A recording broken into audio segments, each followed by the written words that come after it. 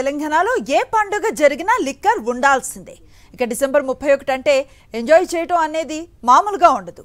మందు సుక్కతో పాటు chicken mutton ముక్క ఉండాల్సిందే.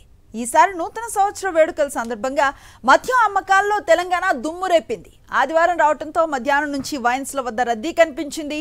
నిన్నొక్కరోజే 19 ప్రభుత్వ డిపోల నుంచి 1,30,000 కేసుల లిక్కర్, 1,35,000 కేసుల బీర్ అమ్మకాలు జరిగాయట.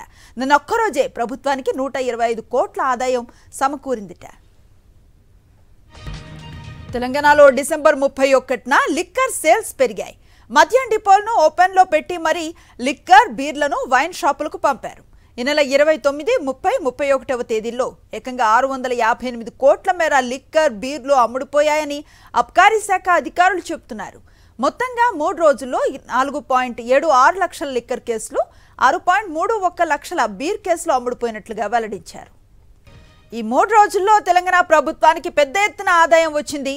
ముందే ఈవెంట్లు ఫిక్స్ చేసుకున్న వారితో పాటు క్లబ్బులు, పబ్బుల్లోనూ లిక్కర్ భారీగా తరలించారు. డిసెంబర్ 31న అర్ధరాత్రి 1 గంట వరకు మద్యం దుకాణాలు తెరిచేందుకు అనుమతి ఇవ్వడంతో భారీగా మద్యం విక్రయాలు జరిగాయి. మద్యం విక్రయాల ద్వారా వచ్చే ఆదాయం మరింత పెరిగింది.